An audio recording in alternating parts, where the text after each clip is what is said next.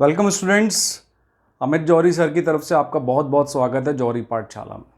चलिए, electrostatic series जो मैंने शुरू किया था उसका मैं आज लास्ट लेक्चर रिकॉर्ड कर रहा हूं, जिसमें मैं डिस्कस करूंगा इलेक्ट्रिक फ्लक्स से रिलेटेड सारी चीज़ें जो 12th बोर्ड और नीट और IIT मेन के स्टूडेंट्स के लिए बहुत फ़ायदेमंद होंगी। सेकेंड थिंग, गॉस लॉ के important points. Third thing, application of Gauss law and electric dipole में अगर इलेक्ट्रिक डाइपोल को किसी एक्सटर्नल फील्ड में रखा जाएगा तो क्या एक्सपीरियंस होगा, वो हम डिस्कस करेंगे आज के लेक्चर में। ठीक है, लेक्चर के एंड तक बने रहिए।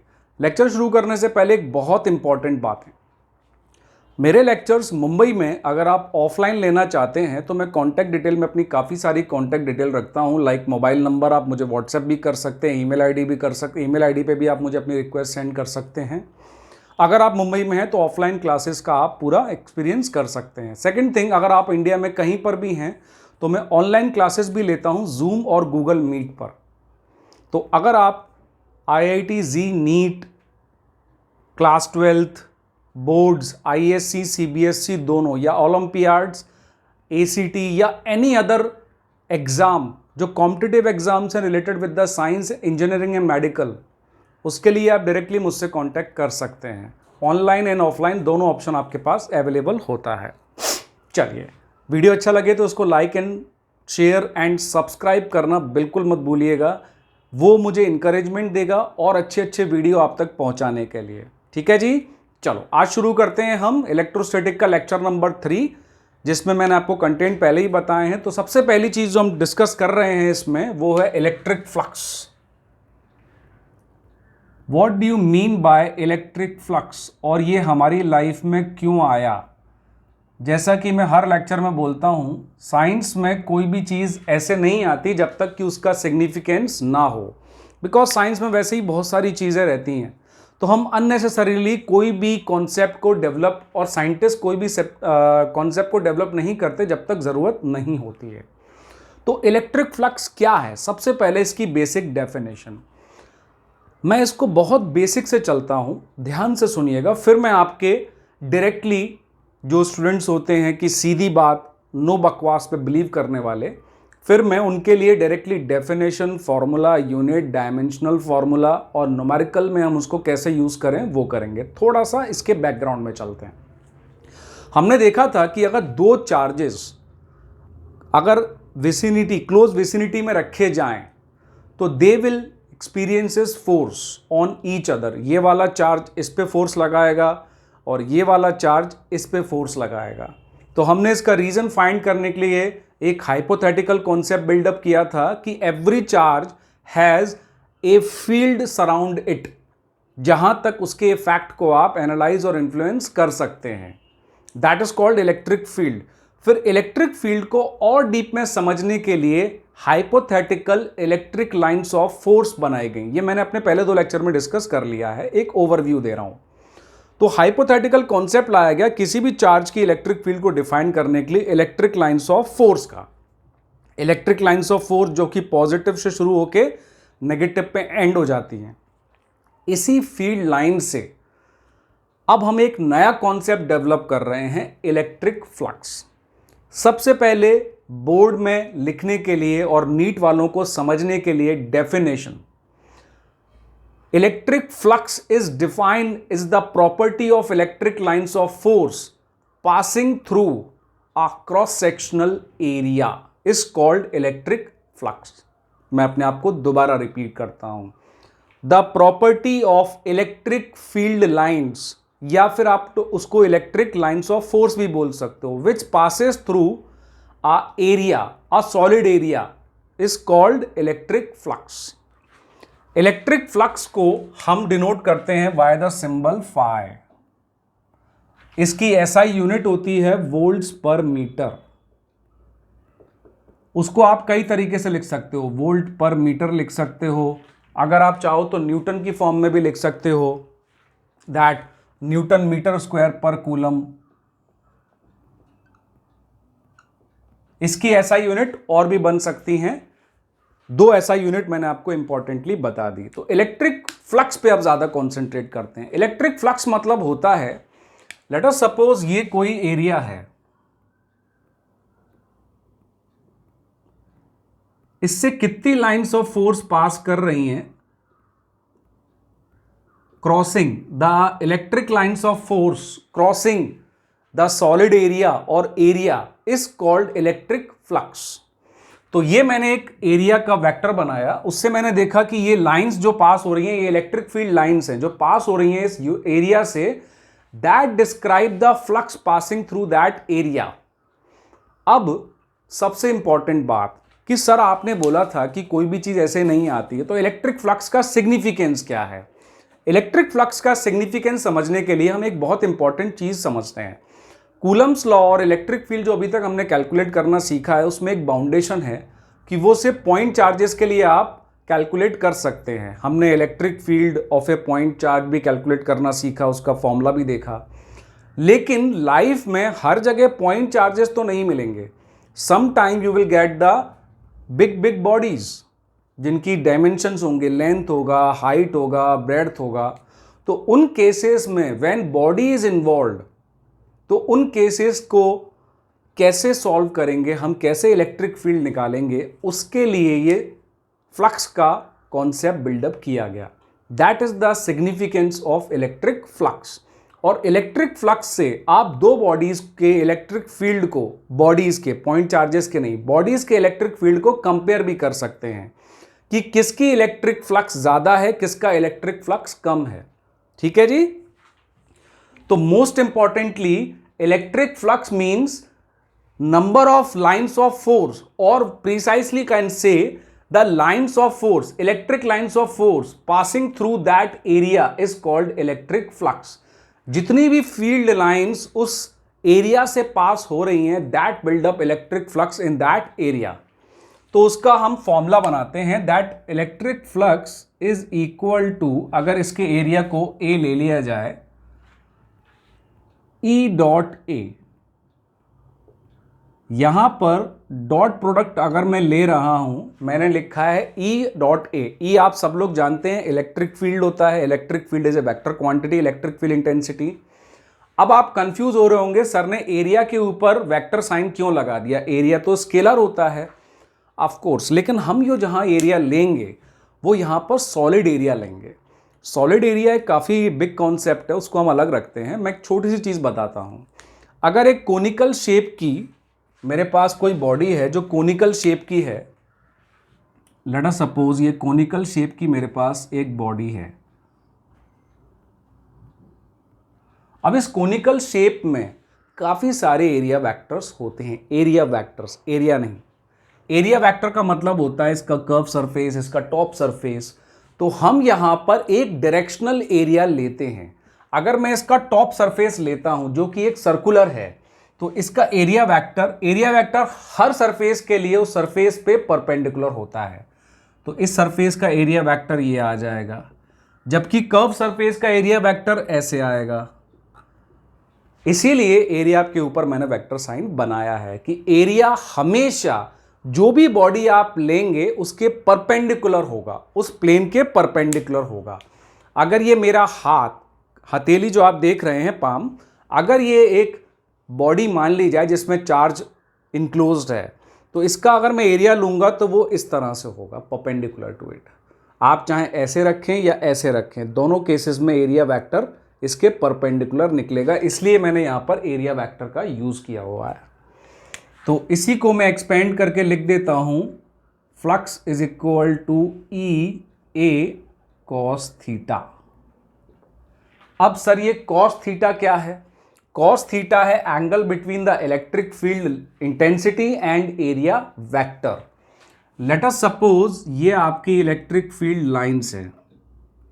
वी ऑल नोज दैट कि इलेक्ट्रिक फील्ड लाइन पॉजिटिव से ओरिजिनेट होती हैं और नेगेटिव पे जाके एंड होती हैं। तो मतलब इस साइड वाला पॉजिटिव और इस साइड वाला नेगेटिव हो गया, क्योंकि एरो जो है वो इलेक्ट्रिक फील्ड इंटेंसिटी की डायरेक्शन दे रही है।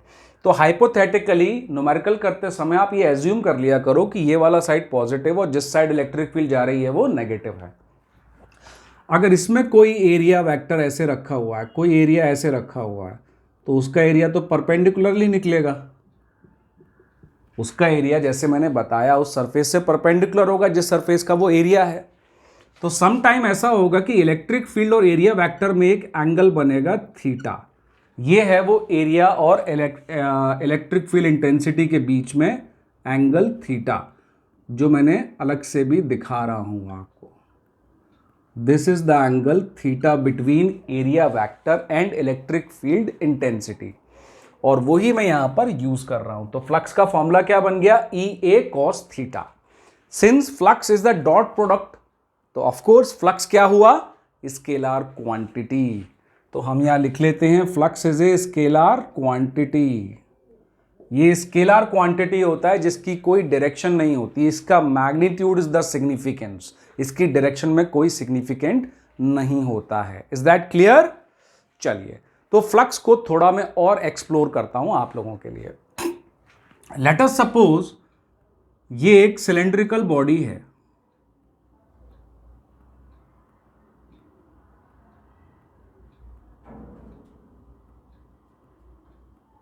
ये एक सिलेंड्रिकल बॉडी है। सिलेंड्रिकल बॉडी को अगर मैं शो करना चाहूं तो मैं अपना कप यूज कर सकता हूं। ये आप देख रहे होंगे एक सिलेंड्रिकल बॉडी है, इसके 3 एरियाज होते हैं। एक तो ये जो कर्व सरफेस बन रहा है, एक टॉप जो सर्कुलर होता है, एक बॉटम वो भी सर्कुलर होता है। तो ये है आपका सिलेंडर। जो टॉप सरफेस है, टॉप जो सर्कुलर है, उसका एरिया ऐसे जाएगा ऊपर की तरफ। जैसे मैंने बताया हमेशा परपेंडिकुलर टू द प्लेन होता है जिसमें वो सरफेस बिलोंग करता है। बॉटम का नीचे की तरफ आएगा। और कर्व सरफेस एरिया आप अगर इस साइड से देख रहे हो तो ये रही डायरेक्शन उसके परपेंडिकुलर, अगर आप इस साइड से देख रहे हो तो ये रही उसकी डायरेक्शन ऑफ परपेंडिकुलर। ठीक है जी। तो ये सिलेंडर जो मैंने बनाया है उसका एक प्रैक्टिकल रूप आपको दिखाया। अब मैं बाकी चीजें बोर्ड पे करता हूं। तो इसका एरिया वेक्टर यहां आ जाएगा, ए ले लेते हैं, A1 ले लेते हैं। इसका एरिया वेक्टर यहां आ जाएगा, ये भी A1 है क्योंकि दोनों की रेडियस तो सेम है। और कर्व सरफेस एरिया अगर आप इस साइड से देख रहे हो तो कर्व सरफेस एरिया A2 ले लेते हैं, क्योंकि एरिया तो चेंज होगा ना कर्व सरफेस एरिया का, तो A2 ले लिया मैंने, जो कि इस साइड से निकलेगा। ठीक है।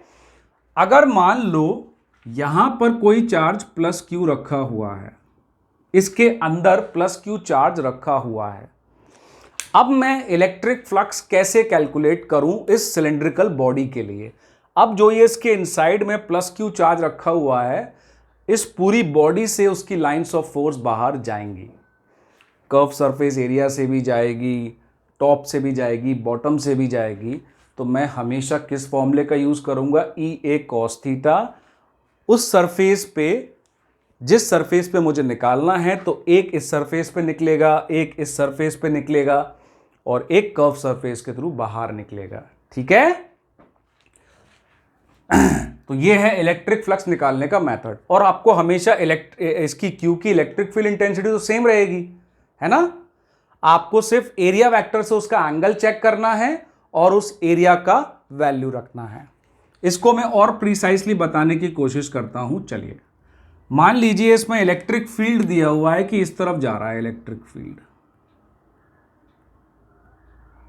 अगर इलेक्ट्रिक फील्ड इस साइड जा रहा है, जो मैं दिखा रहा हूं मेरे लिए अवे फ्रॉम मी, ये नीचे वाले जो नंबर 1 सरफेस है इस एरिया वेक्टर के परपेंडिकुलर हो गया इलेक्ट्रिक फील्ड इंटेंसिटी वेक्टर, तो नीचे वाले एरिया से कोई फ्लक्स पास नहीं होगा। सेम वे सेकंड सरफेस से भी कोई फ्लक्स पास नहीं होगा। जो भी फ्लक्स पास होगा वो सिर्फ कर्व्ड सरफेस एरिया से होगा। तो यहां पर जो मैंने पहले प्लस क्यू रख के बोला था कि E1 plus E2 plus E3 करेंगे, अब यहां पर E1 और E2 दोनों जीरो हो गए, सिर्फ E3 वाला बचेगा। तो वो आप directly E A cos theta से करेंगे। उसमें एरिया की जो वैल्यू है वो कर्व्ड सरफेस एरिया की वैल्यू आएगी। एरिया आपको वही यूज करना है जिससे आप फ्लक्स निकालना चाहते हैं, आपको पूरी बॉडी का एरिया यूज नहीं करना है। ठीक है जी। चलिए, ये थी इलेक्ट्रिक फ्लक्स के बारे में बहुत इंपॉर्टेंट चीजें।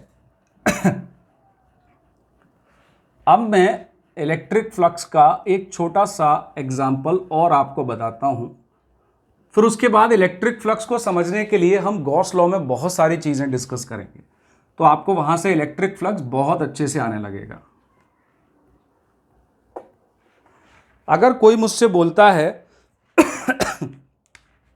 कि सर ये कोई आर्बिट्ररी एरिया है, ये एरिया वेक्टर है ए, ठीक है, मैंने मान लिया, ठीक है जी, इसमें यहां पर +2 चार्ज भी है, +2 क्यू का, यहां पर -Q का चार्ज भी है, यहां पर मैंने देखा +3 कूलम का चार्ज भी है,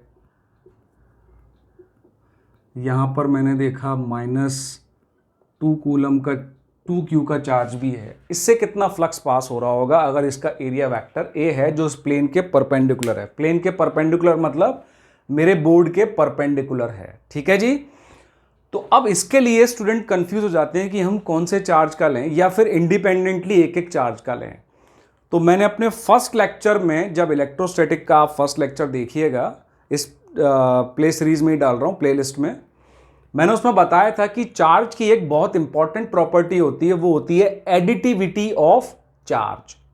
चार्ज की एक बहुत इंपॉर्टेंट प्रॉपर्टी होती है जिसको हम बोलते हैं additivity of charge, that charge can be added और subtracted based on their polarity.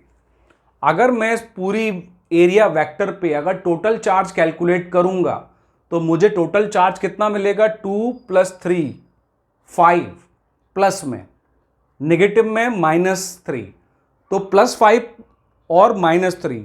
तो मैथमेटिक्स कहता है कि आपके पास इस बॉडी पे सिर्फ एक ही चार्ज मान लो आप, +2 कूलम का। तो इन सब चार्जेस को हटा के मैं यहां पर सिर्फ इस बॉडी के अंदर एज्यूम कर लूंगा +2Q का चार्ज है इस पे, और ये इममटेरियल होगा कि वो कहां रखा हुआ है, क्योंकि ये सरफेस के अंदर आ रहा है। तो ये इममटेरियल है कि सर वो +2 का चार्ज इस पॉइंट पे लेंगे, इस पॉइंट पे लेंगे, इस पॉइंट पे लेंगे उसके लिए आपको फिक्र करने की जरूरत नहीं, इट इज इममटेरियल, क्योंकि फ्लक्स के फॉर्मूले में रेडियस और डिस्टेंस का कोई लेना देना नहीं है। Electric field intensity into the area vector, जो आपको दोनों मिल जाएगा। क्लियर है? चलिए अब अपन आते हैं नेक्स्ट कॉन्सेप्ट पे, जिसका नाम है गॉस थ्योरम। गॉस थ्योरम काफी इंपॉर्टेंट थ्योरम हो जाती है, क्योंकि वो आपकी बड़ी समस्या को बहुत आराम से सॉल्व कर देती है।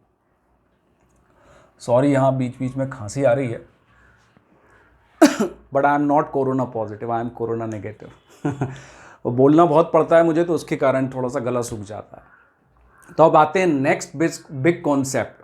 अच्छा, एक इस बिग कॉन्सेप्ट के पहले, गॉस लॉ के पहले, फ्लक्स की एक बहुत इंपॉर्टेंट नोट आप लोग कॉपी में डाल लेना। जो भी मैं बताता हूं ना, उसको आप ध्यान से सुन के कॉपी में कभी कभी नोट्स भी बनाया कीजिए अपने हाथ से। एक बहुत इंपॉर्टेंट नोट डाल लेना कि फ्लक्स का मतलब कहीं पर भी मैं ये नहीं बोल रहा हूं कि number of lines of force, numbers of lines of force passing through a unit area, नहीं। क्योंकि जो लाइंस ऑफ फोर्स है इलेक्ट्रिक फील्ड की, वो एक हाइपोथेटिकल कॉन्सेप्ट है। मैं किसी चार्ज की 10 लाइन ड्रॉ करूं, 5 लाइन ड्रॉ करूं, 8 लाइन ड्रॉ करूं, इट इज इममटेरियल, उसका कोई सिग्निफिकेंस नहीं होता है। तो number of lines of force कहना प्रॉपर नहीं होता है। हम क्या बोलते हैं, electric field lines passing through a given area, number नहीं लगाते हैं, क्योंकि वो तो हम खुद ड्रॉ करते हैं। अब किसी ने आपको तो कभी सुना ही नहीं होगा कि इस चार्ज की 5 लाइन है, इस चार्ज की 6 इलेक्ट्रिक फील्ड लाइंस हैं, ऐसा नहीं है। तो numbers of lines of force नहीं होती हैं, इससे बिल्कुल भी कंफ्यूज मत होइएगा। Electric field lines passing through a given area is called electric flux, जो कि एक स्केलर क्वांटिटी है, और उसका फॉर्मूला हमने यहां पर डिस्कस कर लिया with their SI unit, and it is a scalar quantity.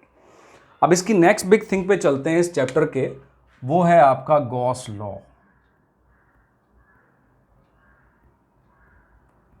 Gauss law क्यों इंपॉर्टेंट है? गॉस लॉ से पहले जो हमने कूलम्स लॉ किया था, और कूलम्स लॉ के बाद इलेक्ट्रिक फील्ड इंटेंसिटी हमने कैलकुलेट करना किया, लेकिन वो सब थे पॉइंट चार्जेस के लिए, जिनके dimension as compare to distance जो आप ले रहे हैं वो बहुत कम हो। तो वो होता है कॉन्सेप्ट ऑफ पॉइंट चार्ज। लेकिन हर बार इट इज़ नॉट नेसेसरी कि आपको चार्ज जो है वो पॉइंट चार्ज ही हो। कई बार आपको ऐसी प्रॉब्लम्स आएंगी जहां पर होल बॉडी पे चार्ज दिया गया है, एक क्यूब के अंदर चार्ज है या ऊपर चार्ज है या स्पेरिकल बॉडी है like a very big ball, या फिर कोई एक बहुत बड़ा लेंथ का सिलेंडर है उसके ऊपर चार्ज है, तो we can't take it as a point charge. तो इस समस्या को सॉल्व करने के लिए मिस्टर गॉस लॉ ने आए। ठीक है, गॉस लॉ कहीं पर भी कोई भी लॉ वायलेट नहीं करता है। Coulomb's law is accurately true, लेकिन गॉस लॉ और कूलम्स लॉ को हम एक दूसरे से डिराइव नहीं कर सकते हैं। ठीक है जी, तो अब हम चलते हैं गॉस लॉ। गॉस लॉ का स्टेटमेंट हमको क्या बोलता है?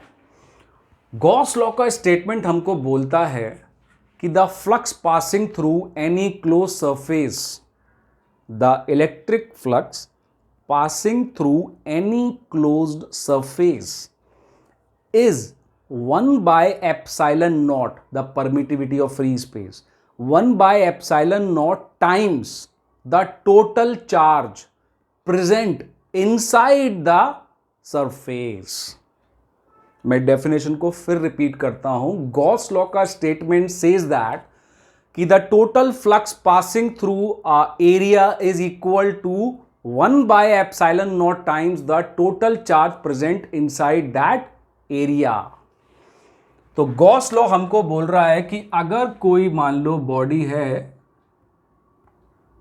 Q चार्ज है उसके पास, तो टोटल फ्लक्स जो इससे पास होगा वो होगा 1 by epsilon naught times the total charge present inside the surface।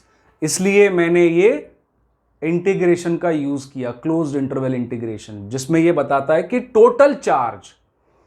ठीक है, this is the statement of Gauss law. अब थोड़ी सी इंपॉर्टेंट बातें जो न्यूमेरिकल में आपको बहुत काम आएंगी।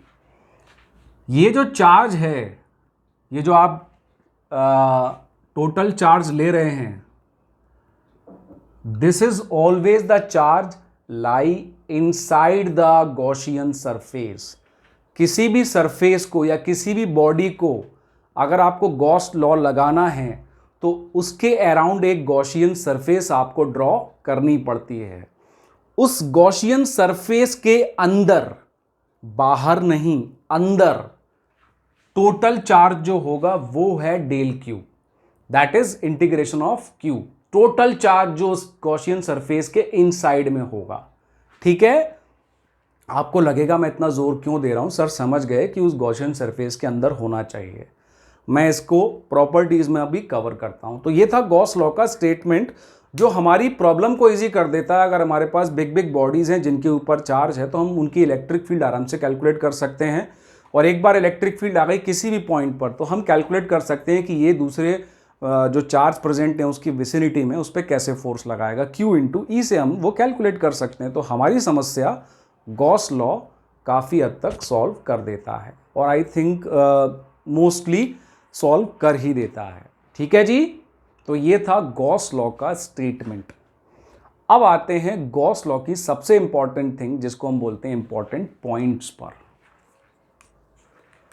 तो गॉस लॉ के इंपॉर्टेंट पॉइंट्स क्या बोलते हैं हमको, क्योंकि गॉस लॉ तो आपको न्यूमेरिकल में बहुत ज़्यादा यूज़ करना पड़ता है, और जी मेन में कई बार ऐसे न्यूमेरिकल भी आते हैं जिसमें काफ़ी टाइम आपको नंबर ऑफ चार्जेस दिए होंगे प्लेस्ड एट डिफरेंट पॉइंट्स।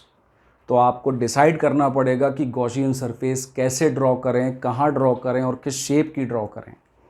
ठीक है, तो उनके लिए प्रॉपर्टी का जानना आपके लिए बहुत ज़रूरी है। सबसे पहली बात, Gauss law is true for first property. सबसे पहली प्रॉपर्टी है ये, Gauss law is true for any closed surface. Any close surface, अगर मैं बोल रहा हूं Gauss law is true for any close surface, तो मैं ये बोल रहा हूं कि सरफेस का shape, size doesn't matter. Shape and size of the surface कोई मैटर नहीं करता, वो इसमें कोई अपनी सिग्निफिकेंस नहीं रखता है। शर्त यह है कि वो सरफेस क्लोज्ड होना चाहिए। अगर सरफेस क्लोज्ड है तो उसमें गॉस लॉ आप लगा सकते हैं, उसका शेप और साइज से कोई लेना देना नहीं है। ये मैंने ड्रॉ किया था बेसिक डेफिनेशन बनाने के लिए, इसका कोई शेप एंड साइज नहीं है, आर्बिट्रली सरफेस मैंने ड्रॉ किया था। ऑफ कोर्स गॉस लॉ भी यही बोलता है कि कोई भी क्लोज सरफेस पे आप गॉस लॉ लगा सकते हैं, उसका शेप और साइज से कोई फर्क नहीं पड़ेगा गॉस लॉ पर। तो सबसे पहली प्रॉपर्टी कि सरफेस क्लोज्ड हो, उसके शेप और साइज का कोई फर्क नहीं पड़ता है। दूसरी चीज जो मैंने यहां बताई कि जो डेल क्यू लेते हो आप, it is the total charge enclosed in Gaussian surface और इनसाइड गॉसियन सरफेस। ये वो चार्ज है जो गॉसियन सरफेस के अंदर होना चाहिए। That is the total charge inside the Gauss surface. अब मैं बार बार इस पे क्यों जोर दे रहा हूं, उसके लिए मैं थर्ड प्रॉपर्टी आपको लिख के देता हूं। थर्ड प्रॉपर्टी काफी गौर से सुनिएगा, लेक्चर पूरे गौर से सुनिएगा। थर्ड प्रॉपर्टी पे एम्फेसिस थोड़ा ज्यादा दे रहा हूं मैं, क्योंकि यहां पर थर्ड प्रॉपर्टी न्यूमेरिकल के लिए बहुत इंपॉर्टेंट है। समटाइम सिचुएशंस ऐसी आएंगी आपके पास कि कुछ चार्ज इनसाइड में होगा, कुछ चार्ज आउटसाइड में होगा एक क्लोज सरफेस के। तो उन केसेस में गॉस लॉ क्या बोलता है? अगर ये कोई बॉडी है, कुछ चार्ज इसके अंदर है, कुछ चार्ज इसके बाहर लाई कर रहा है। लेट अस सपोज +3Q का चार्ज इसके बाहर लाई कर रहा है। बाहर लाई कर रहा है मतलब ऑन दी सरफेस है इसके, जबकि +Q कहाँ है? उसके इनसाइड में। तो सबसे पहले आप ये समझ लीजिए कि जो +3Q चार्ज है वो अंदर नहीं है, इसकी सरफेस पर है, तो उसको हम बाहर बोलेंगे। +Q चार्ज क्या है? इसके इनसाइड में है, ठीक है, इसके सेंटर पे मान लो या कहीं पर भी मान लो। तो ये हो गया एक case when charges lies inside and outside the surface.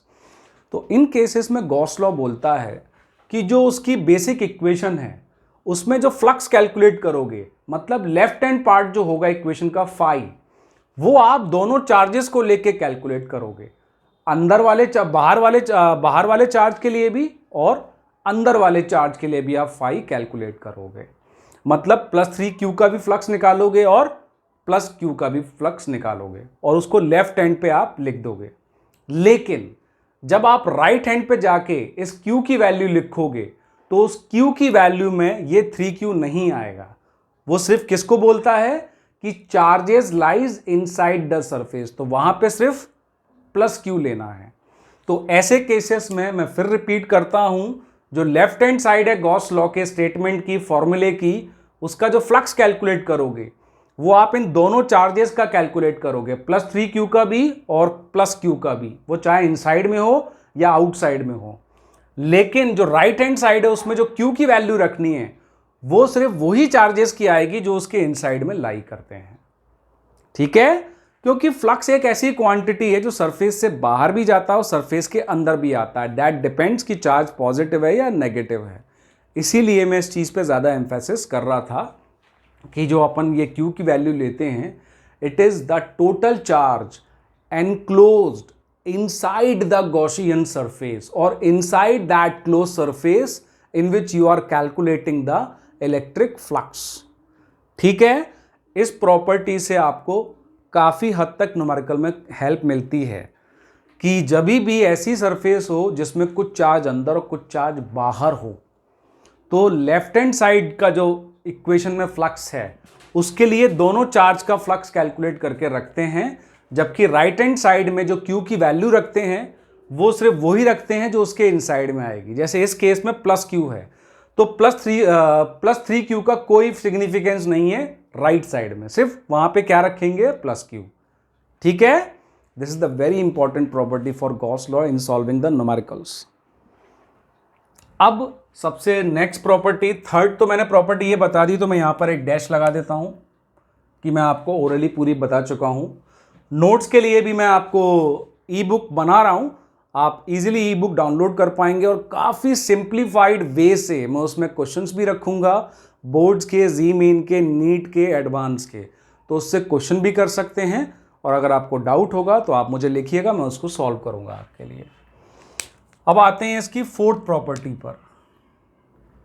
Fourth property में मिस्टर गॉस बोलते हैं जो अमित सर आपको बता रहे हैं कि यस, कोई भी सरफेस को आप गॉसियन सरफेस ड्रॉ कर सकते हो, उसमें आपके लिए कोई कंपल्शन नहीं दिया हुआ है कि आप ऐसी ड्रॉ करो या वैसी ड्रॉ करो। किसी भी चार्ज बॉडी के सराउंड में आप किसी भी टाइप की गॉसियन सरफेस को ड्रॉ कर सकते हो। बस एक छोटी सी बात का आपको ख्याल रखना है कि गॉसियन सरफेस कभी भी किसी डिस्क्रीट चार्ज से पास नहीं होना चाहिए। गॉसियन सरफेस कभी भी किसी डिस्क्रीट चार्ज से पास नहीं होना चाहिए। अदरवाइज आप किसी भी शेप एंड साइज की गॉसियन सरफेस ड्रॉ करो अराउंड द बॉडी, कोई फर्क नहीं पड़ता। अराउंड द बॉडी करो, इनसाइड द बॉडी करो, सब करो, बट गॉसियन सरफेस को किसी डिस्क्रीट चार्ज से पास नहीं होने देना है। इसका मतलब क्या है? इसका मतलब है, अगर ये मान लो 2 क्यूब रखा हुआ है, ये 1 क्यूब रखा हुआ है, 5 क्यूब रखा हुआ है, आप गॉसियन सरफेस ड्रॉ करते समय ध्यान रखना कि आप इस चार्ज को पेरीफेरी पे मत ले लेना। इस चार्ज को इस सरफेस पे मैंने पेरीफेरी पे ले लिया।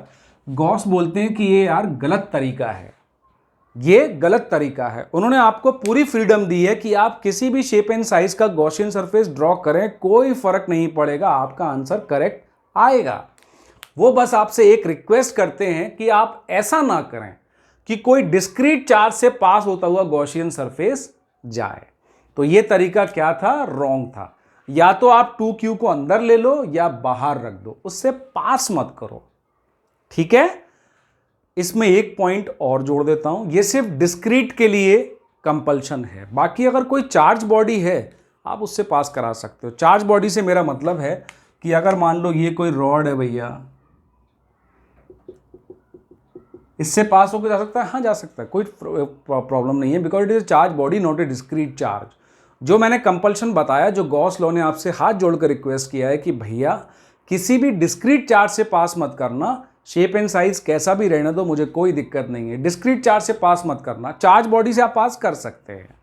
These are the 4 important points और postulates, you can say precisely, taken from the Gauss law to understand Gauss law and to apply Gauss law। किसी भी चीज़ को अगर आपको अप्लाई करना है तो उस चीज़ को पहले आपको प्रिसाइसली सीखना बहुत ज़रूरी है।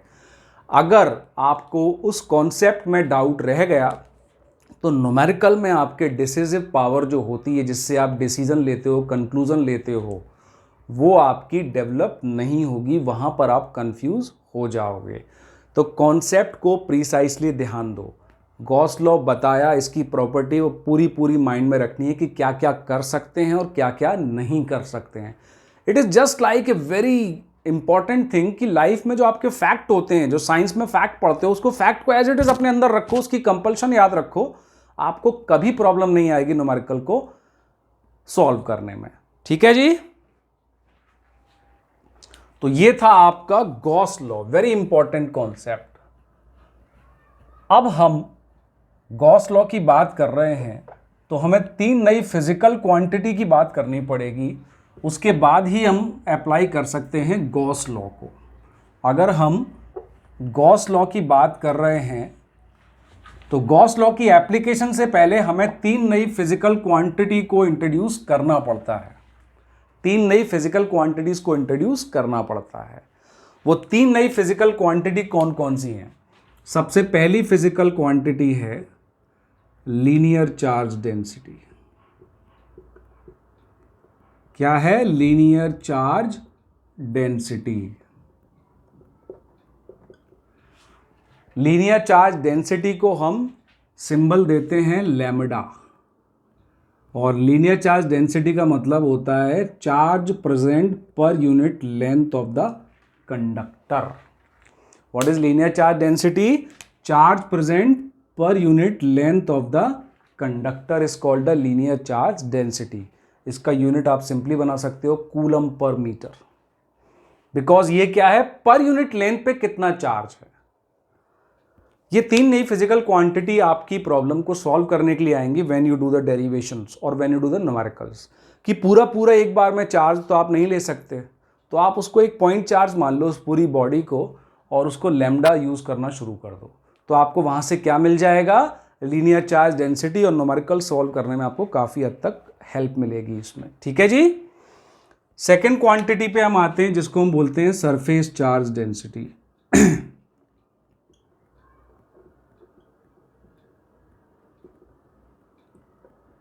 पहले मैं इन तीनों की अच्छे से डेफिनेशन बता देता हूं, फिर मैं आपको इन तीनों को और एक्सप्लोर करूंगा, एम्फेसिस दूंगा इस पे। इसको हम सिग्मा से डिनोट करते हैं। सिग्मा मतलब होता है total charge per unit area, total charge per unit area. तीसरी होती है वॉल्यूमेट्रिक चार्ज डेंसिटी।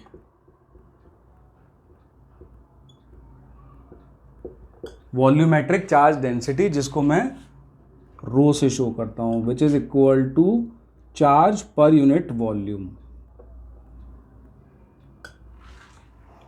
ठीक है। अब मैं इन पे थोड़ा एम्फेसिस देता हूं। लीनियर चार्ज डेंसिटी कब आप यूज करेंगे, अगर कोई आपके पास बॉडी है जिसकी सिर्फ लेंथ है, उसकी जो थिकनेस है it is almost negligible in compare to length, तो उसको हम एक लीनियर बॉडी मान सकते हैं। अगर इस पूरी लीनियर बॉडी को मैं चार्ज दे देता हूं,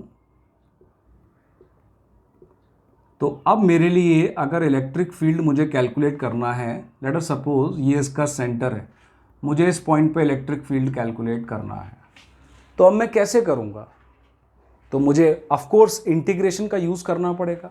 और इंटीग्रेशन के यूज करने के लिए मुझे एक पॉइंट चार्ज सपोज करना पड़ेगा। उस पूरी लाइन में मैं एक पॉइंट चार्ज मान लूंगा और फिर यहां से उसको लिंक कर दूंगा और बोल दूंगा भाई ये स्मॉल चार्ज है डी क्यू, जो lambda equal to d q upon L है।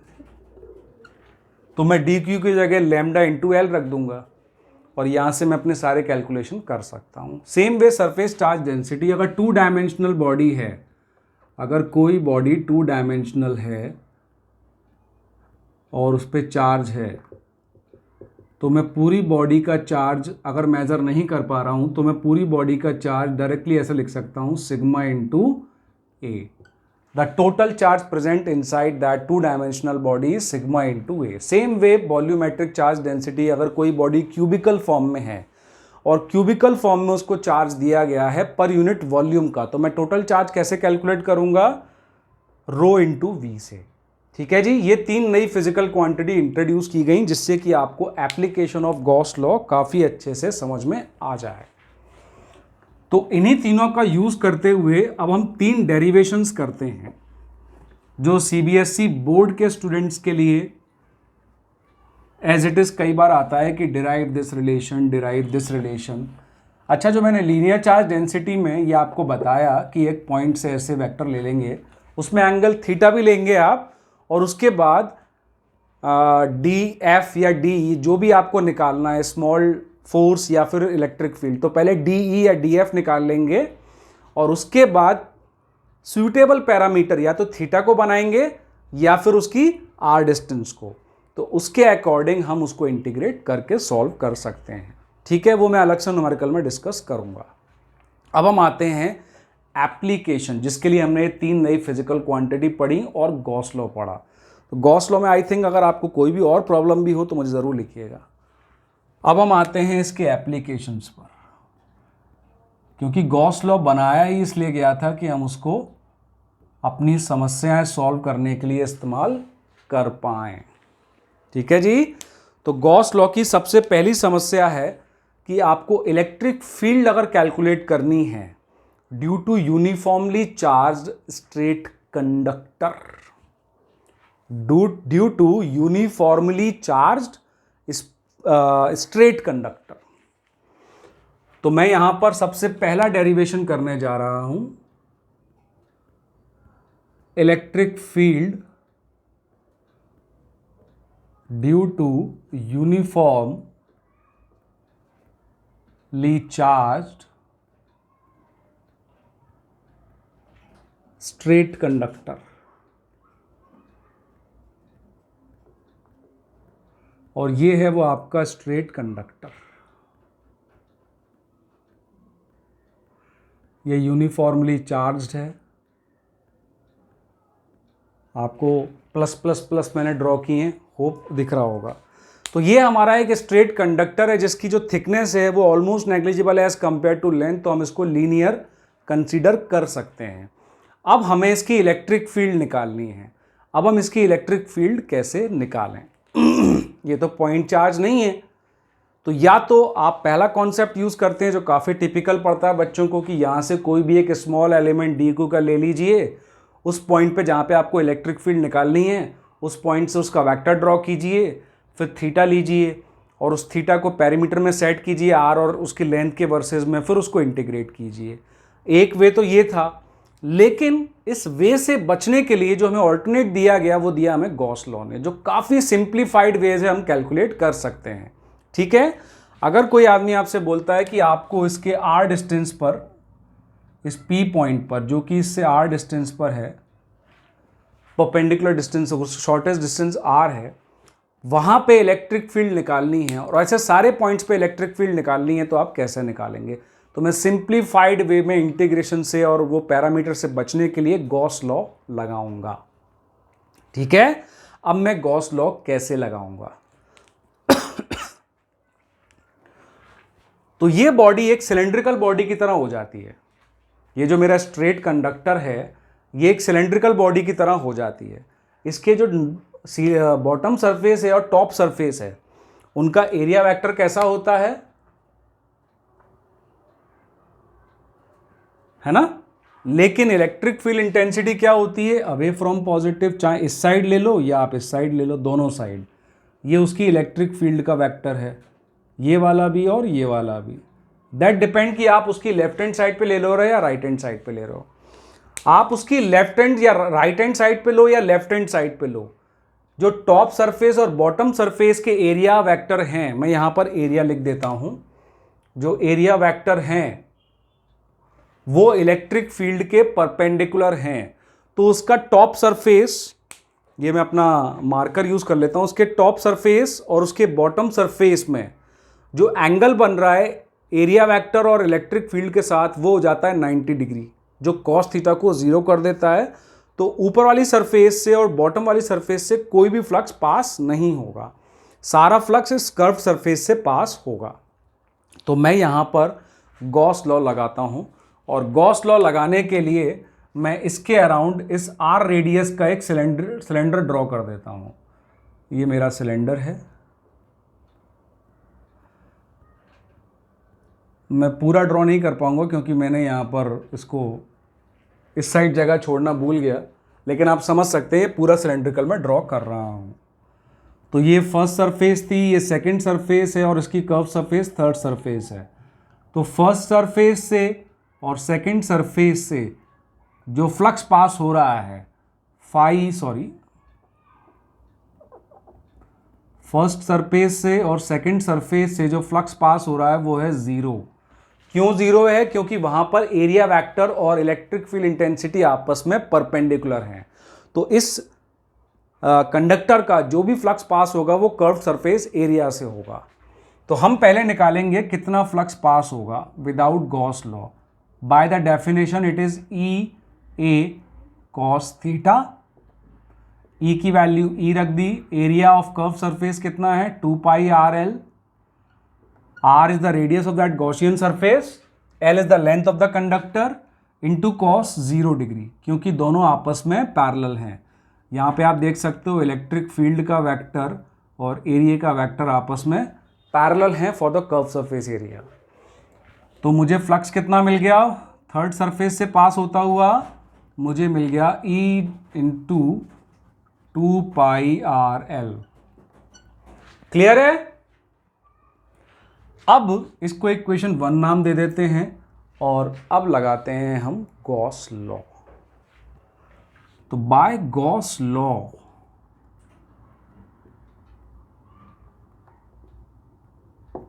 बाय गॉस लॉ ये जो फ्लक्स मिला है phi 3 that should be equal to 1/ε0 times the total charge present inside that close surface, जो कि हमने गॉसियन सरफेस सिलेंड्रिकल बनाई है।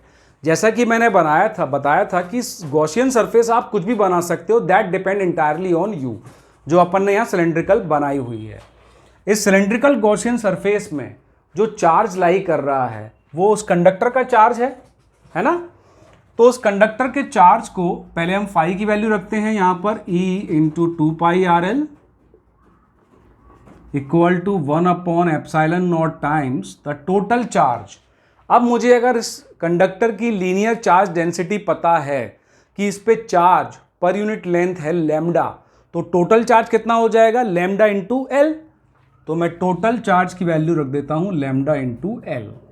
तो यहां से मुझे इलेक्ट्रिक फील्ड कितनी मिल जाएगी, एल एल कैंसिल आउट कर गए लेफ्ट हैंड और राइट हैंड से, तो मुझे मिल गया 1/2πε0 इंटू आर, और ऊपर क्या मिला, लैम्डा। तो ये हो गया lambda upon 2πε0 R. Is that clear? This is the formula of the electric field intensity due to a infinitely long straight conductor भी आप इसको बोल सकते हैं, क्योंकि यहां पर आप एक इंपॉर्टेंट चीज नोट कर सकते हैं कि इस पूरे फॉर्मूले में लेंथ ऑफ द कंडक्टर आया ही नहीं। That means the electric field due to straight conductor either it is of finite length either it is of infinite length, doesn't matter, because वो लेंथ पे डिपेंड ही नहीं कर रहा है, वो लेंथ पे डिपेंड ही नहीं कर रहा है। That depend only on the surface का डिस्टेंस कितना है जिस पॉइंट पे आप निकाल रहे हो, और उस सरफेस की लीनियर चार्ज डेंसिटी कितनी है। Clear? This is the first derivation. अब हम आते हैं सेकंड डेरिवेशन पर। सेकंड डेरिवेशन होता है इलेक्ट्रिक फील्ड कैलकुलेट करना through a infinite plane sheet. अब हम इनफाइनाइट प्लेन शीट वाला डेरिवेशन कर रहे हैं। मेरे पास एक प्लेन शीट है, चार्ज शीट है वो, इसमें चार्ज लिखना भूल गया, इनफाइनाइटली प्लेन चार्ज शीट। तो मेरे पास एक शीट है,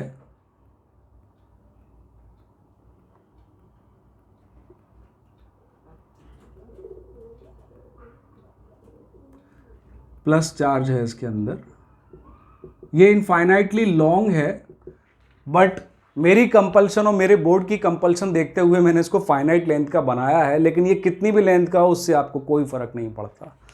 अब इस प्लेन शीट को कवर करने के लिए जो गॉसियन सरफेस मुझे चूज करनी है वो मैं क्या करूंगा, ऑटोमेटिकली मेरे मन में आइडिया आएगा कि it is like a rectangle और स्क्वायर, तो why not draw a cuboid और cube around it as a Gaussian surface.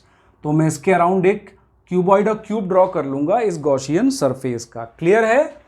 तो मैंने गॉसियन सरफेस ड्रॉ कर लिया, ये रहा मेरा गॉसियन सरफेस जिसके अंदर ये लाई कर जाए पूरा।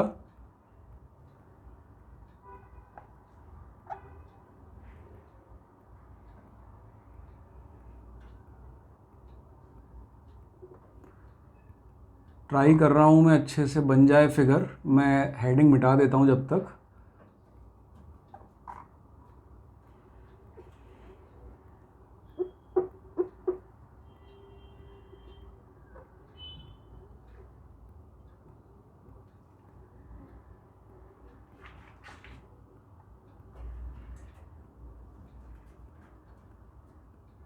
चलिए डायग्राम ऑलमोस्ट चला लीजिएगा आप लोग।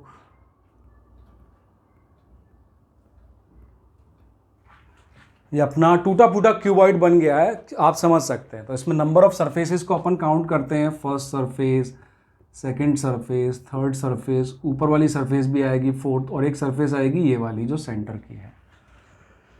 क्यूबॉइड का आइडिया देने के लिए मैं अपना रिमोट यूज़ कर लेता हूँ एसी का। ये क्यूबॉइड सरफेस मैंने आपको बनाया हुआ है, ठीक है जी। अब इस क्यूबॉइड सरफेस में जो प्लेन शीट है वो इसके अंदर है, तो इसके 6 सरफेस हो गए। एक तो ये वाला, वो क्यूबॉइड सरफेस इस तरह से है जो मेरा हाथ रखा हुआ है इस तरफ फेस करता हुआ। एक सरफेस ये वाला, एक ये वाला, एक टॉप, एक बॉटम, एक जिस आपको फेस करता हुआ और एक मुझे फेस करता हुआ, ठीक है जी।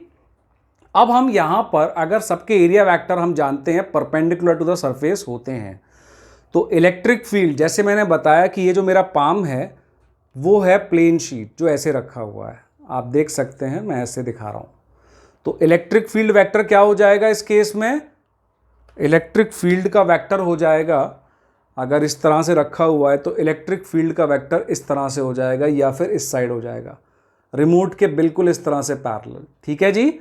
अगर एरिया वेक्टर ये, इलेक्ट्रिक फील्ड का वेक्टर ये है, तो इलेक्ट्रिक फील्ड के वेक्टर के परपेंडिकुलर जो जो एरिया आएंगे एरिया वेक्टर, उन सबका फ्लक्स जीरो हो जाएगा, ये वाले सरफेस का जीरो हो जाएगा। देखिए परपेंडिकुलर, ये पीछे जो मेरे को फेस कर रहा था वो भी perpendicular, top perpendicular, bottom perpendicular. तो चार सरफेसेस से जो एरिया वेक्टर और इलेक्ट्रिक फील्ड इंटेंसिटी के बीच में एंगल है वो तो जीरो है, तो उनसे तो फ्लक्स पास हो ही नहीं रहा है। ठीक है, क्योंकि ई कॉस थीटा में जैसे ही परपेंडिकुलर होता है कॉस थीटा जीरो हो जाता है।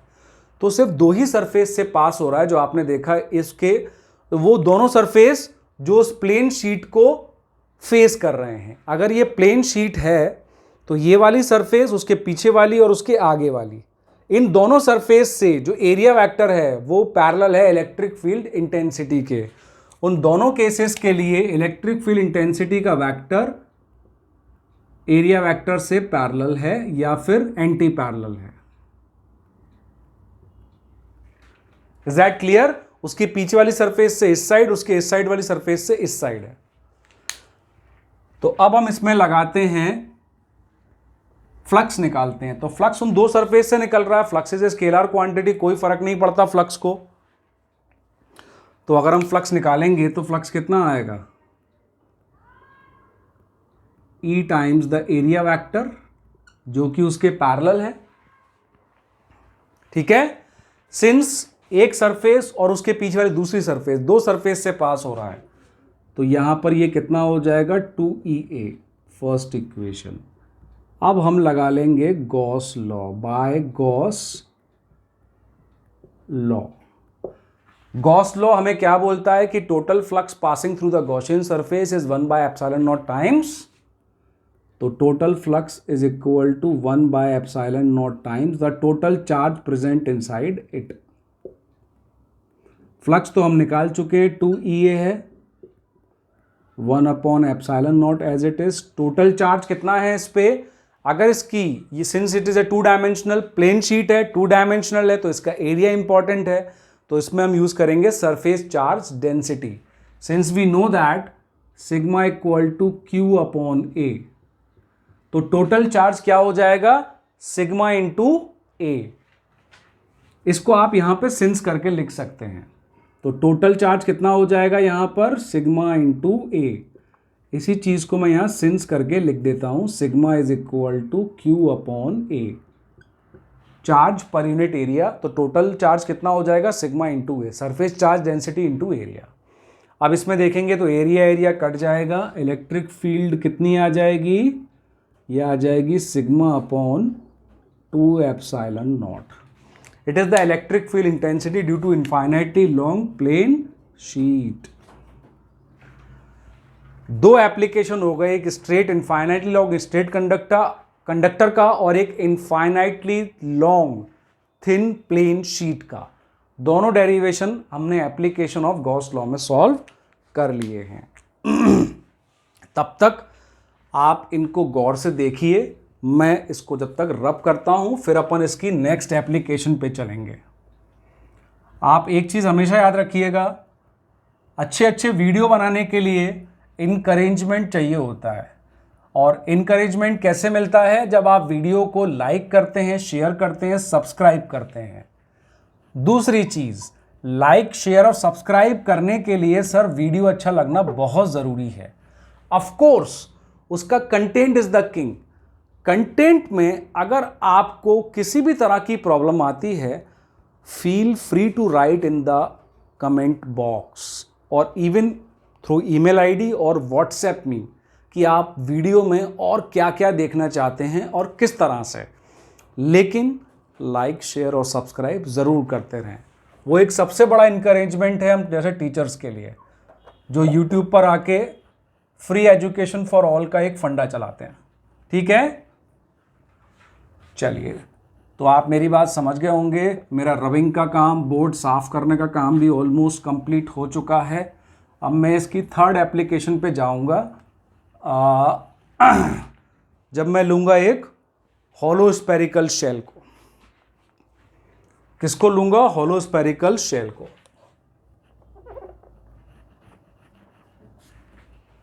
तो थर्ड आया हमारा हॉलो स्पेरिकल शेल।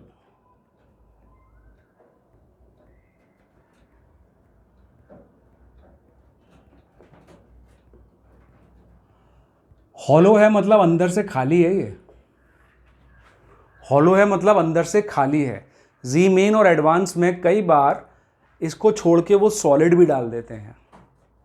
ठीक है, उसमें और इसमें क्या फ़र्क होगा मैं बाद में बताऊंगा, पहले इसको डिस्कस कर लेते हैं। इसके डेरिवेशन को हम दो पार्ट में करेंगे। ए, फील्ड आउटसाइड। सबसे पहले हम आउटसाइड में फील्ड कैलकुलेट कर रहे हैं। Is that clear? ये मेरी हॉलो स्पेरिकल शेल है। इस हॉलो स्पेरिकल शेल को मैंने Q चार्ज दिया हुआ है। कितना चार्ज दिया हुआ है? Q charge.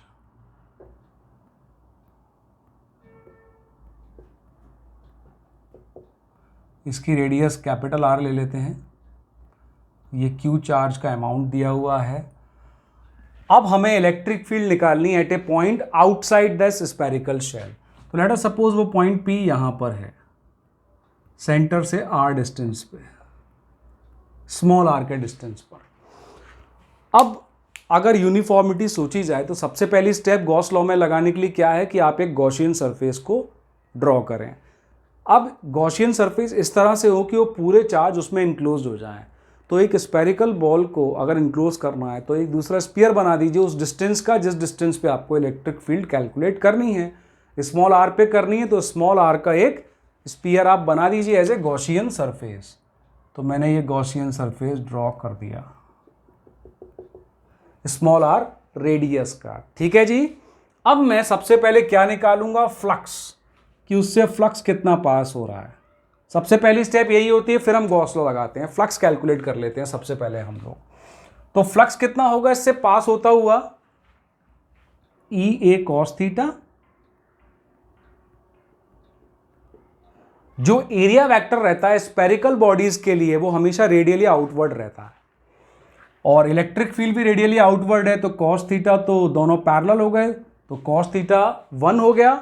और एरिया क्या होता है? सिंस टोटल सरफेस एरिया लेना पड़ेगा मुझे इसका जो गॉसियन सरफेस से पास हो रहा है, तो मैं क्या लूंगा? 4 पाई आर स्क्वायर। यहां पर मैं स्मॉल r स्क्वायर लूंगा क्योंकि मुझे फ्लक्स निकालना है अपने गॉसियन सरफेस से पास होता हुआ, अपने गॉसियन सरफेस से पास होता हुआ। कई बच्चे इस शेल का रेडियस रखते हैं फ्लक्स निकालते समय, which is wrong. Gauss law की जब प्रॉपर्टी मैंने आपको बताई थी तो गॉस लॉ की प्रॉपर्टी में बताया था कि जो लेफ्ट वाला आएगा गॉस लॉ में फाई, उसको आपको किसके लिए निकालना है? गॉसियन सरफेस के लिए। तो गॉसियन सरफेस की रेडियस को मैं यहां यूज करूंगा, उसके सरफेस एरिया को मैं यहां यूज करूंगा। अब मैं यहां क्या बोलूंगा आपको? By Gauss law. जब मैं गॉस लॉ लगाऊंगा तो flux equal to 1 upon epsilon not times the total charge present inside my Gaussian surface, कि जितना चार्ज मेरे गॉसियन सरफेस के अंदर लाई करता है।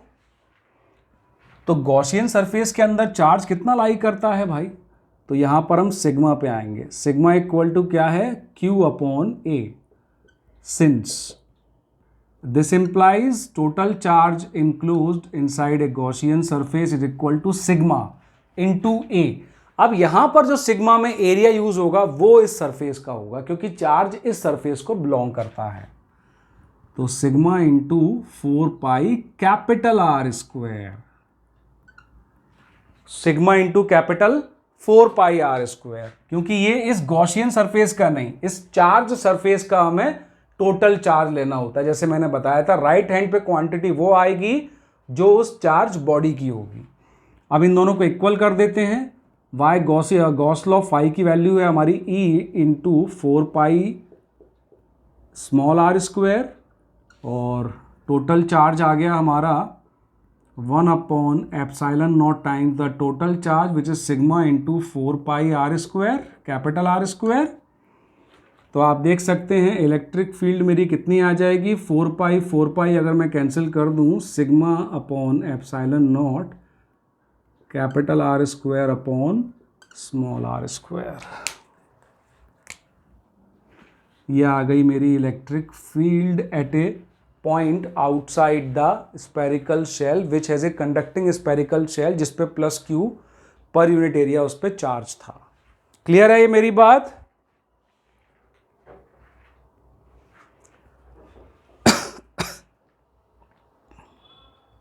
क्लियर है? चलिए अब यहां पर थोड़े चेंजेस कर लेते हैं। सिग्मा की जगह अगर मैं चाहूं, सिग्मा की जगह मैं क्या रख सकता हूं, Q upon 4 pi R square, क्योंकि मैंने यहां पे Q लिया हुआ है। Since sigma equals to Q upon 4 pi capital R square, तो सिग्मा इंटू आर स्क्वायर क्या हो जाएगा, Q अपॉन 4 पाई। तो सिग्मा की जगह मैंने लिखा Q upon 4 pi capital R square, और सिग्मा के बाद 1/एप्सिलॉन naught capital R square upon small are square. ये कैपिटल आर स्क्वायर देखो आप कैंसिल हो रहा है, इसको कैंसिल आउट करने के बाद जो फॉर्मूला बनेगा वो क्या बनेगा, Q upon 4 pi epsilon not small are square.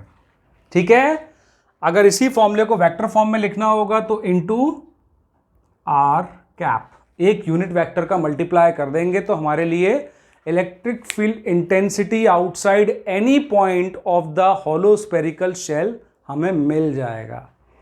Clear है ये बात? चलिए अब सेकंड केस पे आते हैं कि मुझे इसके आउटसाइड में नहीं करना है, अब मुझे इसके इनसाइड में करना है, तो मैं क्या करूं।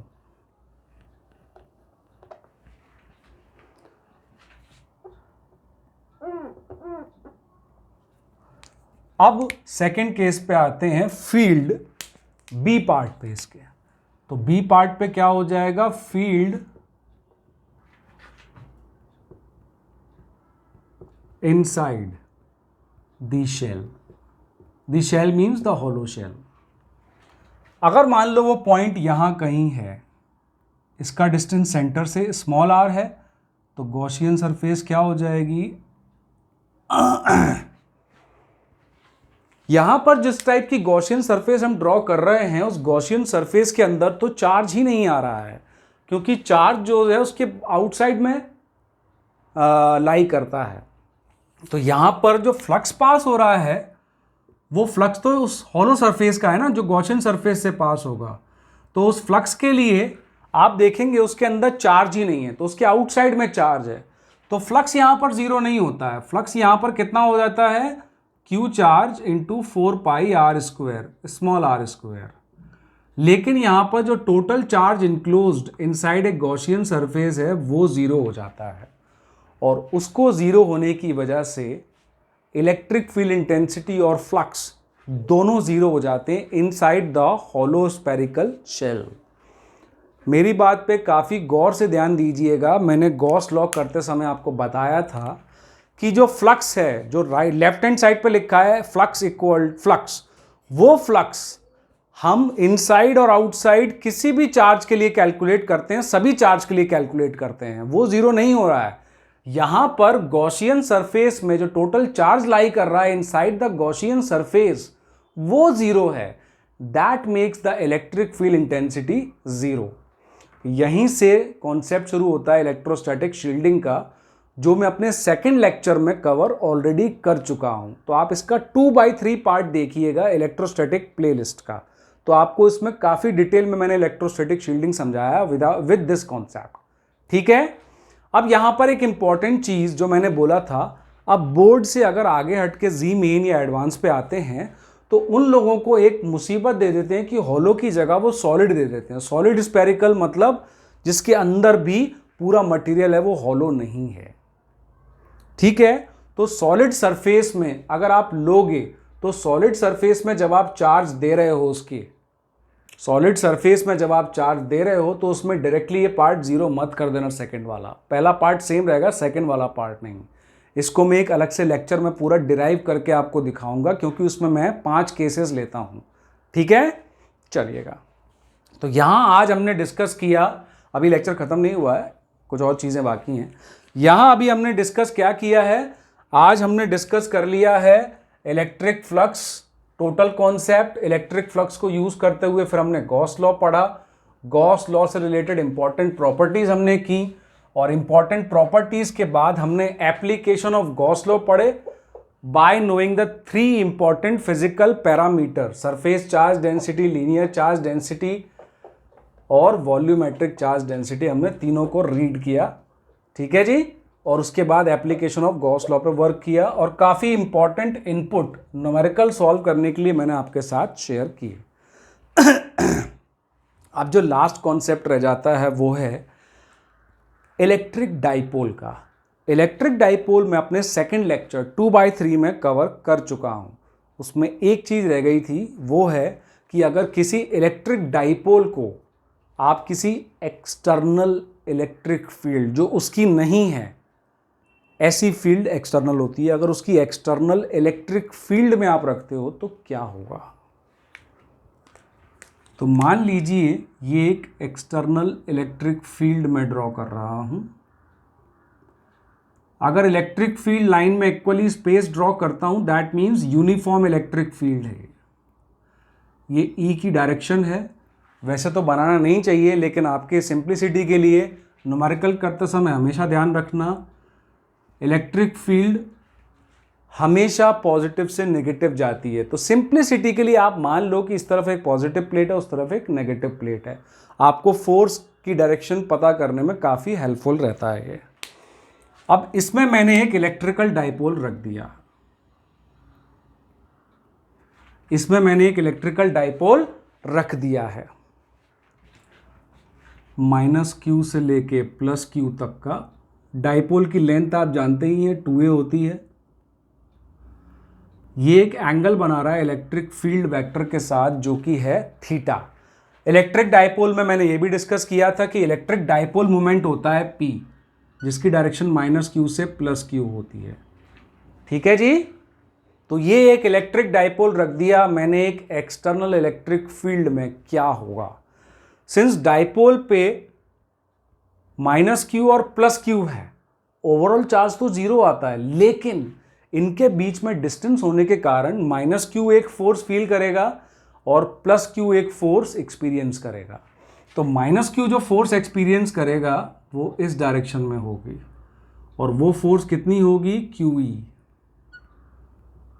इस डायरेक्शन में। Force is a vector quantity, +q जो एक्सपीरियंस करेगा फोर्स, वो किस डायरेक्शन में होगी, इस डायरेक्शन में। लेकिन अमाउंट तो उसका भी q × E ही रहेगा, है ना। तो मैं इस डायग्राम को यहां पे अलग से बनाता हूं। इस डाइपोल पे 2 फोर्सेस लगाई अपन ने, एक इस तरफ लग रही है QE, एक इस तरफ लग रही है QE, और ये उसकी लेंथ है 2a। कभी भी किसी भी बॉडी पे अगर 2 इक्वल फोर्सेस लगती हैं तो 2 केस अराइज होते हैं कि रिजल्टेंट फोर्स 0 हो जाएगी, सर कोई नेट मोमेंट नहीं है, कोई नेट फोर्स नहीं होगी। लेकिन सेकंड कॉन्सेप्ट भी आता है कि अगर उन दोनों फोर्सेस का पॉइंट ऑफ एप्लीकेशन डिफरेंट हो, अगर वो दोनों फोर्सेस जहां लग रही हैं उन दोनों फोर्सेस का मैग्नीट्यूड इक्वल है, डायरेक्शन अपोजिट है, लेकिन उनका पॉइंट ऑफ एप्लीकेशन जो है वो डिफरेंट है, तो उन केसेस में एक टॉर्क जनरेट होता है, एक मोमेंट ऑफ फोर्स जनरेट होता है, एक कपल ऑफ फोर्स जनरेट होता है। इसको किसी भी भाषा में आप बोल सकते हैं। सिंस इन फोर्सेस का पॉइंट ऑफ एप्लीकेशन एक का इधर है, एक का इधर है, दोनों का पॉइंट ऑफ एप्लीकेशन सेम नहीं है, तो रिजल्टेंट फोर्स तो 0 हो जाएगी, लेकिन एक रोटेशनल, एक टर्निंग मोमेंट आ जाएगा जिसको हम टॉर्क बोलते हैं। और टॉर्क की डेफिनेशन क्या होती है कि torque is equal to force into the distance vector, perpendicular distance between the two force and r vector. Is that clear? तो यहां पर वो टॉर्क निकालने के लिए हम ये लाइन ड्रॉ करते हैं परपेंडिकुलर डिस्टेंसेस की। इन दोनों फोर्सेस के बीच में जो परपेंडिकुलर डिस्टेंस निकालना पड़ेगा, और उसके बाद जो मेरा टॉर्क आएगा वो आएगा P क्रॉस E। टॉर्क एक वेक्टर क्वांटिटी है, तो ये क्रॉस प्रोडक्ट आता है डायपोल मोमेंट और इलेक्ट्रिक फील्ड का, जिसको मैं सिंपल लैंग्वेज में अगर इसका मैग्नीट्यूड लिखना चाहूँ तो मैं लिख सकता हूँ PE साइन थीटा। डायरेक्शन आप समझ ही रहे हैं, टॉर्क की दो ही डायरेक्शन होती है, या तो क्लॉकवाइज या एंटी क्लॉकवाइज। अगर वो एंटी क्लॉकवाइज होता है तो उसको प्लस लिया जाता है, अगर वो क्लॉकवाइज होता है तो उसको नेगेटिव टॉर्क लिया जाता है। क्लियर है ये बात? तो किसी भी एक्सटर्नल इलेक्ट्रिक फील्ड में अगर आप एक इलेक्ट्रिक डाइपोल प्लेस करते हो तो ही डाइपोल की पूरी कोशिश रहेगी इसको घुमाने की। अब ये कैसे घुमाएगा? इसको इस साइड घुमाने की कोशिश करेगा, मतलब क्लॉकवाइज। वो इस साइड घुमाने की कोशिश तब तक करेगा जब तक डाइपोल पैरेलल नहीं हो जाता, डाइपोल पैरेलल नहीं हो जाता, अलोंग द लाइन नहीं हो जाता इलेक्ट्रिक फील्ड के। जब तक डाइपोल ऐसा नहीं हो जाता तब तक उसकी कोशिश जारी रहेगी, तब तक ये मोमेंट वो करता रहेगा, बिकॉज वो टॉर्क उस पर एक्ट कराता रहेगा। लेकिन अगर आप देखोगे, टॉर्क निकालने का फॉर्मूला हो गया हमारे पास ये। थोड़ी आगे की बात कर लेते हैं। कभी भी एंगल थीटा पे रखा तो टॉर्क उसको क्या कोशिश करता है? उसको रोटेट करने की और इलेक्ट्रिक फील्ड के अलोंग पैरेलल लाने की। लेकिन ऐसा करने में काइनेटिक एनर्जी वो स्टोर कर जाता है, रोटेशनल काइनेटिक एनर्जी, जो उसको फर्दर नीचे की तरफ ले जाती है। और इस तरह से सिलसिला जारी रहेगा अगर कोई रेजिस्टेंस नहीं है और आइडियल कंडीशन आप मान के चलते हैं तो। अब इसमें दो टाइप के इक्विलिब्रियम के क्वेश्चन आते हैं, एक होता है स्टेबल इक्विलिब्रियम और एक होता है अनस्टेबल इक्विलिब्रियम। स्टेबल इक्विलिब्रियम जो मैं यहाँ डिस्कस कर रहा हूँ, अगर डाइपोल मोमेंट जो -q से +q रहता है P, अगर वो E के पैरेलल है तो वो होता है स्टेबल इक्विलिब्रियम। लेकिन अगर डाइपोल ऐसा आ गया +q इधर और -q इधर, डाइपोल मोमेंट की डायरेक्शन अगर उल्टी हो गई, यानी एंटी पैरेलल हो गई इलेक्ट्रिक फील्ड वेक्टर के, तो ऐसा इक्विलिब्रियम होता है अनस्टेबल इक्विलिब्रियम। न्यूमेरिकल और मैं कुछ पास्ट पेपर के सॉल्यूशंस बना रहा हूं बोर्ड्स के लिए, जी मेन के लिए, नीट के लिए और एडवांस के लिए। मैं 2 या 3 इलस्ट्रेशन शेयर करूंगा चैप्टर्स के, हर चैप्टर्स के। बाकी आपके पास अगर कुछ क्वेश्चंस हैं जो आपको सॉल्व नहीं हो रहे हैं, आपने काफ़ी सारी गाइड्स में चेक किया, आजकल तो ऑनलाइन भी चेक कर लेते हैं, उसके बाद भी उसका सॉल्यूशन आपको समझ में नहीं आ रहा है, तो आप ज़रूर मुझे कमेंट बॉक्स में बताएं। मैं आपको वे बताऊंगा, वो प्रॉब्लम आप मुझे व्हाट्सएप करें, मैं आपको सॉल्व करके काफ़ी अच्छे से वीडियो बना के उसके कॉन्सेप्ट लेवल पे सॉल्व करके आपको वो बताऊंगा। ठीक है जी। लास्ट में फिर मैं यही कहूँगा, please like, share and subscribe the video. If you have any suggestion to make the content suitable to you, और काफ़ी सारी अंडरस्टैंडिंग अगर आप अपने अकॉर्डिंग चाहते हैं, आप मुझे ज़रूर कमेंट बॉक्स में लिखें। लेकिन उससे पहले लाइक, शेयर एंड सब्सक्राइब ज़रूर करें। सबसे इम्पॉर्टेंट काम, पढ़ाई मन से करें।